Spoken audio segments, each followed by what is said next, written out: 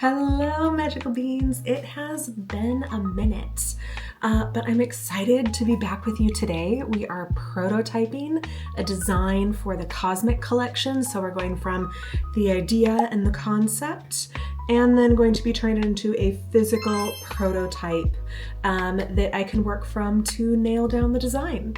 So let's go ahead and get into it. And here is the mood board we are working with today.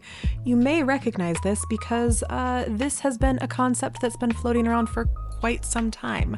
Now, why have I not been able to physically prototype it yet? Well, I found out I was pregnant. I had to survive first trimester, and then all the other things that have come along with life since then. So the first job that you see me doing is I am printing off some inclusions, little bits of paper that will go inside. These are all vintage star maps that I got royalty free, and I got 3 different options to see which one I would actually like best once they are printed out. So for the very first prototype, I think I'm gonna go with this one. There's little stars on some of the places and also words. I know it looks really, really small, but dice are really small. So I think I'm gonna start with this one, see how it goes, and if I need to go get more ink to do a colored map, I will cross that bridge when I get to it, but at least for figuring out the rest of the colors in the design and how I wanna fit it all together, this will work for the purpose of figuring it out for the first time. This is just the beginning of the process of getting inclusions ready. The whole process of me finding them. Here you see I'm cutting them out, and then I am also going to sort of rip / burn them to give them a really vintage sort of look. This whole process in real time took me a couple hours to not only find what I wanted, make sure that they were free for me to use, but then also to go through the process of getting all these little bits of paper ready. It's not a short thing. So this is how I spent most of a morning, but the burning of the paper is my favorite part. You'll see I rip the paper up into smaller bits because dice are tiny, tinier than you think. And then I will hold each piece of paper over the flame above it so that it just catches on fire. I'll let it sort of eat away at the paper a little bit before I blow it out and sort of stop it from spreading further so that you can still see the rest of the map. Now, you may be wondering, isn't that dangerous? Well, within some risk, yes. That's why I have a cup of water right next to me in case something goes too far and I just need to toss a piece of flaming paper straight in there. All right, I now have 8 pieces that will work for testing this out in a set of a variety of sizes. Like this one or this one will be best in like a D4 compared to these big ones like this one, and this one will probably be good at like a D20 or a D12. If I need to rip any of these up once I'm down there, I'll just do that to make them fit. All right, it is a few days later, but we are finally back and able to cast in the workshop. It was like a rainy, snowy mix for a few days, so couldn't cast because there is a sub pump in the room where I cast, and if it's damp, the resin does not like that. So instead of wasting materials, it's just worth it to wait a few days. So let's go get ready to cast.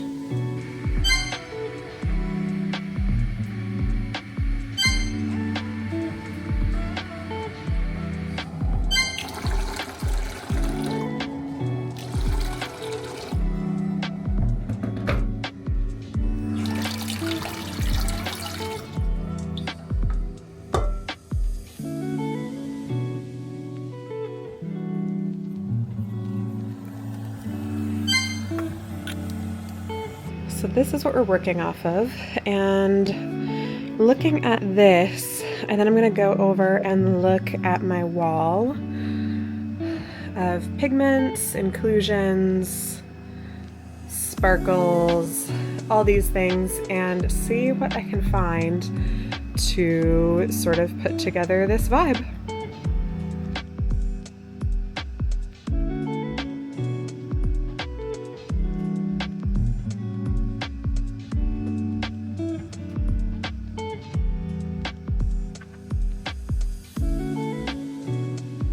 Okay, so here's what I'm thinking of trying. I want some sort of shimmer to give both like stars but also ocean energy. So I've got this pigment, this glitter, I guess. It's big, it's chunky, it kind of gives the vibe of stars, but it has kind of like that deep blue purple. And then I have this much finer powder that goes from like a purple to a green. The reason I wanted something like this is to make it more distinct from other designs in the collection that are basically primarily blue. So I wanted this one to lean into a different sort of color than those. Then I'm not totally sold on the black yet, for making sort of like, the idea is to make a slush sort of pour for the bottom half. So to make sure that you can really see what's going on in the dice, I'll start with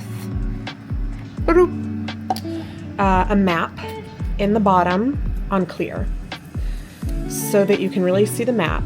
And then behind it, the goal is to have like this dark, stormy kind of energy behind it. But I could also lean into the old paper vibe and swap out the black for brown, which would make it look different than anything else I've made for this collection. Brown is kind of a hit or miss, but I think it could give like a really nice rich feeling. But there's other dice in the collection that have blue and gold, so I honestly am torn. Well, this is why you prototype, you know? I mean, I could keep debating on what exactly to do, but honestly, it's probably better to just go for it and see how it turns out. So let's do that.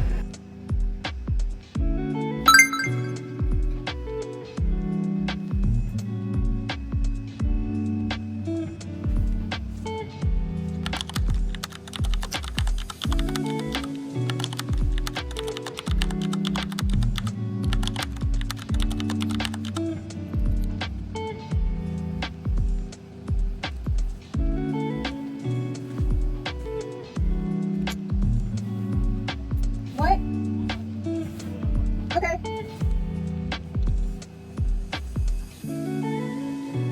All right, as we head into the dice pouring segment, let me narrate for you what is going on, just so everything makes a little more sense. First, I'm measuring out my resin. This is a 1-to-1, so 1 part of A and 1 part of B, and then you mix it together. Now, I cut out a lot of the mixing because it takes like a solid 5, sometimes 10 minutes, depending on the day, to make sure that the resin is fully mixed. Then from there, we go into the dice themselves. You can see here, step 1, I am pouring plain clear resin into the bottom of the molds. This way, you'll be able to see those maps. Then I have to mix up my colors. Here, I am mixing up the pigments. So before I even started pouring, I put a little bit of both of those, the glitter and then the finer pigment. I put those into a cup so that I wouldn't have to worry about working with those little pots once I had active resin that was, you know, needing to be used before it starts to firm up. So this takes a little while to get it all mixed up. I try to be really thorough before realizing it wasn't quite as dark as I wanted. So on the fly, I added 1 drop of black to make sure that you could really see the colors coming through from those pigments. A lot of dice making for me is adjusting on the fly once I see that the colors aren't working the way that I want them to, or just adjusting for the vision in my head. Now I'm making the bluish color, I'm going for like a bluish gray kind of color. So I did 2 drops of blue, and then I'm gonna go in and do some black as well, adjusting that mix until I get a shade that looks dark enough, but still is definitely blue as well. And then this is where the slush pour comes in. I know I mentioned that term earlier, but essentially I'm gonna mix these colors together in one cup so they kind of get a little mixy situation going. So what I'm doing is I'm pouring one color in, and then the other one I'm doing down the side so that they kind of stay a little bit separated in the center. Then I'm going in with my white. I start with 1 drop because white can really take over. And in the middle of those 2 colors, I just barely start mixing it, realize it's not going to be enough to get through this whole set, and do that again. So I'm not fully blending in the white. I'm letting it kind of stay as like this wispy, I want it to feel like a wave crashing, how you get that foam.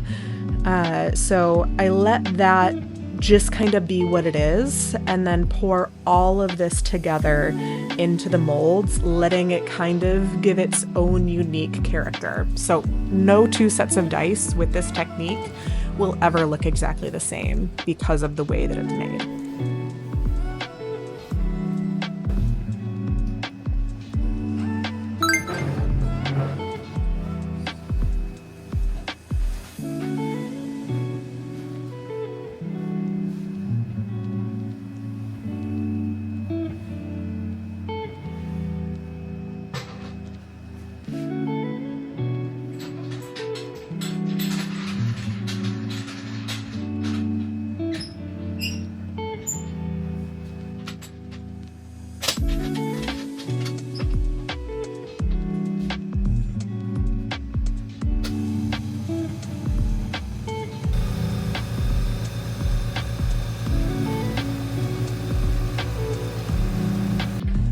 At this point, you can cue the 24 hours later card because the dice have cured.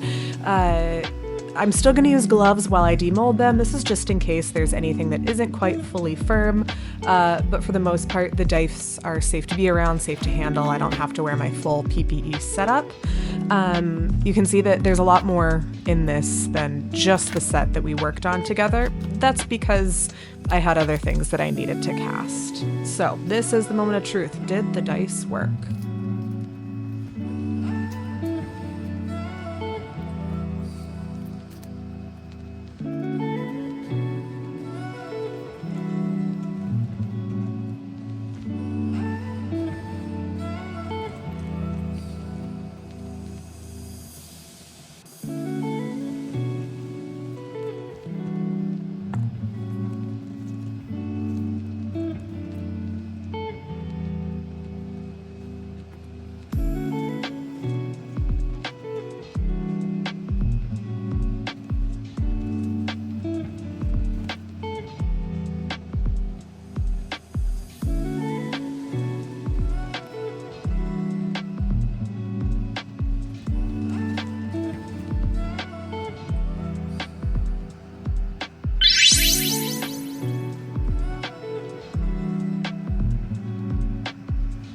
Right, it has now been a couple of days since the dice were cast, so I can hold them with my bare hands.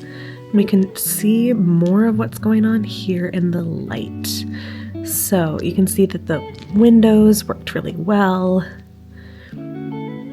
with having that clear on top, so you can see the paper really well. Then underneath, we succeeded in getting kind of that dark wavy kind of vibe that I was hoping for.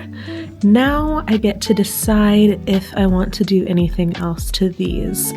The color shift is nice, but it's kind of subtle, which is fine. I'm not mad about that. What I'm wondering is if on the opposite side from the maps, if I want to add constellation stickers to kind of give that energy of this is what someone would be looking at if they were using a star chart to navigate by. So that is going to be a future video since